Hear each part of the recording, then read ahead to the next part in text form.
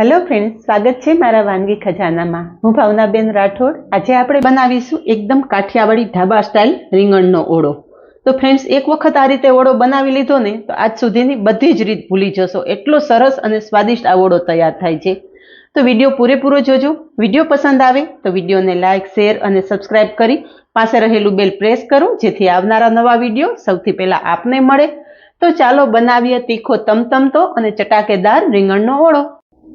तो રીંગણનો ઓળો બનાવવા માટે અહીંયા મેં એક મોટી સાઇઝનું રીંગણ લીધેલું છે। તમે કાળાની જગ્યાએ સફેદ રીંગણનો પણ ઉપયોગ કરી શકો છો, પણ આ રીંગણ છે ને એકદમ ઓળા સ્પેશિયલ આવે છે। અને રીંગણની પસંદગી કેવી કરવાની એ પણ જણાવી દઉં। રીંગણ લો ને એટલે રીંગણને આ રીતે પ્રેસ કરીને જોઈ લેવાનું।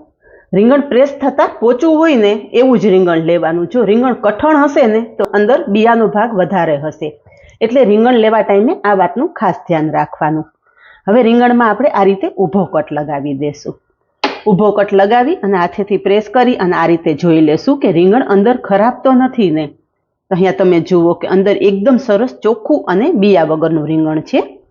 તો આ રીતે આપણે ઊભા 4 કટ લગાવી લેશું। આ રીતે કટ લગાવવાથી રીંગણ ઝડપથી બફાઈ પણ જશે અને રીંગણ અંદર ખરાબ હશે ને તો એ પણ ખબર પડી જશે।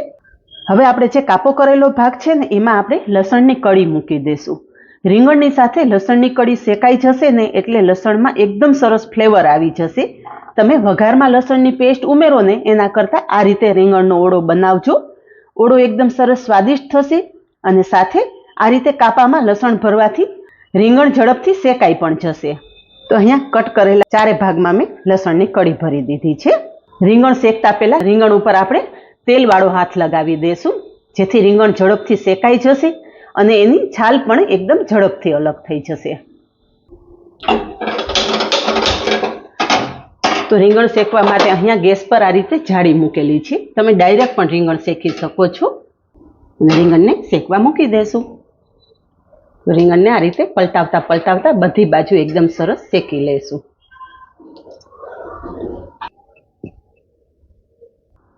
અહીંયા પલટાવતા પલટાવતા થોડી વારમાં રીંગણ સરસ શેકાઈ ગયું છે। તમે જુઓ કે આરામથી ચપ્પુ અંદર જાય છે।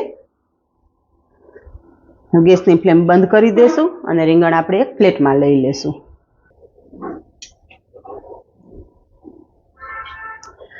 હવે આ રીંગણ આપણે એની મેળે ઠંડુ થવા દેવાનું છે। ઘણા લોકો એવી ભૂલ કરતા હોય છે, ગરમ રીંગણ તરત વોશ બેસિનમાં નળ નીચે રાખી દે અને ઠંડુ પાણી આની ઉપર રેડે, જેથી ઝડપથી છાલ અલગ થઈ જાય। છાલ તો ઝડપથી અલગ થઈ જશે, પણ જે રીંગણની સ્મોકી ફ્લેવર છે ને એ જતી રહેશે। એટલે રીંગણને થોડું એની મેળે ઠંડુ થવા દેવાનું।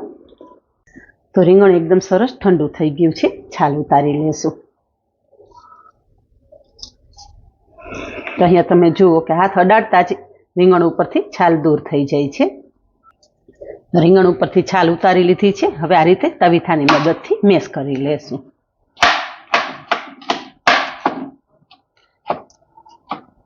લીટાનો ભાગ અલગ કરી લેશું। રીંગણનો ઓળો બનાવતા હોય ને તો રીંગણને ક્યારેય પણ મેસરથી મેશ નહીં કરવાનું। આ રીતે તમે તાવીથાની મદદથી મેશ કરશો ને એટલે રીંગણના કોઈ નાના નાના પીસ રહેશે। એ ઓળો ખાવા ટાઈમે બહુ સરસ લાગે છે।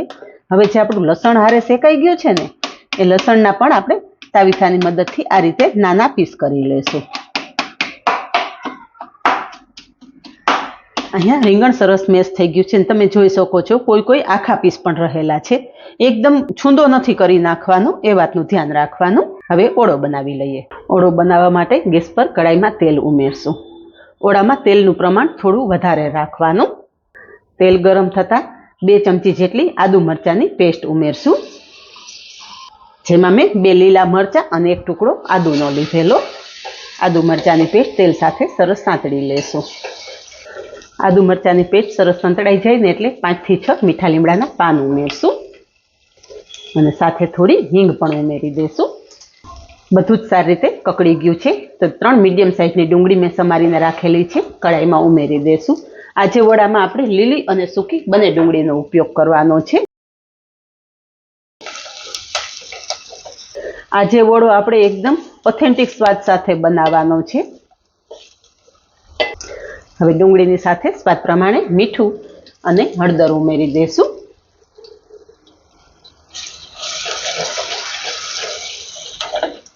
મીઠું ડુંગળી સાથે પહેલાં ઉમેરી દેશો ને એટલે ડુંગળી ઝડપથી સોફ્ટ થઈ જશે.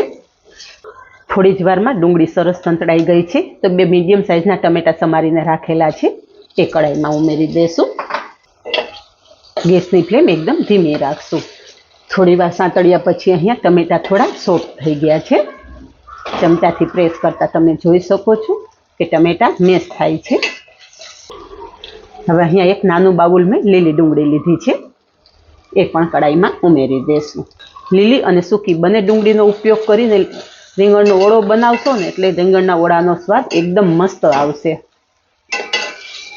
અને એકાદી મિનિટ ઢાંકણ ઢાંકી દેશું જેથી બધું જ એકદમ ઝડપથી ચડી જાય. થોડી વાર પછી ચેક કરીએ તો અહીંયા તમે જુઓ કે લીલી ડુંગળી પણ એકદમ સરસ સંતળાઈ ગઈ છે. હવે લાલ મરચું પાવડર ઉમેરશું. તો હું 2 ચમચી લાલ મરચું પાવડર ઉમેરું છું. ઓળો થોડો સ્પાઇસી અને ચડિયાતા મસાલા સાથે બનાવશો ને તો વધારે સરસ લાગશે. પણ લાલ મરચું પાવડર તમારા ટેસ્ટ મુજબ તમે વધારે કે ઓછું પણ કરી શકો છો. લાલ મરચું પાવડર આ બધી વસ્તુ એકદમ સરસ સંતળાઈ જાય ને પછી ઉમેરવાની, કારણ કે આપણે ઓળામાં પાણીનો ઉપયોગ નથી કરવાનો. એટલે જો પહેલાં તમે લાલ મરચું પાવડર ઉમેરી દેશો ને તો લાલ મરચું પાવડર બળી જશે અને ઓળાનો કલર કાળો થઈ જશે. અહીંયા લાલ મરચું પાવડર એકદમ સરસ મિક્સ થઈ ગયું છે. તો શેકીને રાખેલો રીંગણનો ભાગ છે ને એ આપણે કઢાઈમાં ઉમેરી દેશું.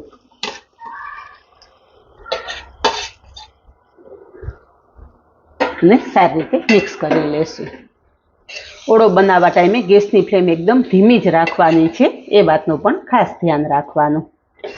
બધું જ સરસ મિક્સ કરી દીધું છે. એકાદી મિનિટ ઢાંકણ ઢાંકી દેશું જેથી ડુંગળી ટમેટાની એકદમ સરસ ફ્લેવર રીંગણ સાથે મિક્સ થઈ જાય. થોડી વાર પછી અહીંયા તમે જોઈ શકો છો કે ઓળામાં ઉમેરેલું બધું જ તેલ છૂટું પડી ગયું છે. હવે ઓળામાં આપણે અડધા લીંબુનો રસ ઉમેરશું અને ફ્રેશ સમારેલી કોથમરી પણ ઉમેરી દઈશું.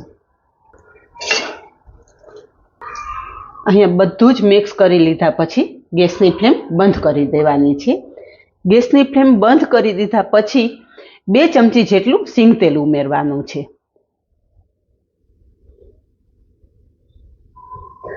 સિંગ તેલ આપણે ઓળો તૈયાર થઈ જાય ને પછી જ ઉમેરશું. કાચા સિંગ તેલનો સ્વાદ આ ઓળામાં બહુ મસ્ત લાગતો હોય છે. અને સારી રીતે મિક્સ કરી લેશું. તો જોતાં જ મોઢામાં પાણી આવી જાય ને એવો ઓથેન્ટિક સ્વાદ સાથે આપણો રીંગણનો ઓળો તૈયાર થઈ ગયો છે. સર્વ કરી લેશું. તો ફ્રેન્ડ, શિયાળો આવે ને એટલે લગભગ ઘરમાં ઓળાની ડિમાન્ડ હોય છે. ઘણા અલગ અલગ રીતે કરતા હોય છે, પણ તમે એક વખત ઓથેન્ટિક સ્વાદ સાથે આ રીતે ઓળો બનાવો. ઘરમાં નાનાથી મોટા બધા ખુશ થઈ જશે. એટલો સરસ આ ઓળો તૈયાર થાય છે. ઉપરથી કોથમરી નાખી અને ગાર્નિશ કરશું. અહીંયા મેં ઓળાને જુવારના રોટલા સાથે સર્વ કરેલું છે. તમે ઈચ્છો તો બાજરીના રોટલા સાથે પણ આ ઓળો ખાઈ શકો છો. તો તૈયાર છે કોઈ પણ વધારાની મહેનત વગર એકદમ સ્વાદિષ્ટ પારંપરિક રીતે બનતો રીંગણનો ઓળો. તો આ જ રીતે બનાવો અને કમેન્ટમાં જણાવો કે બધી ટીપ્સ સાથે બનેલા રીંગણના ઓળાની રેસીપી કેવી લાગી. આજે બસ આટલું જ. મળીએ નેક્સ્ટ વિડીયોમાં. ત્યાં સુધી બાય. Thank you.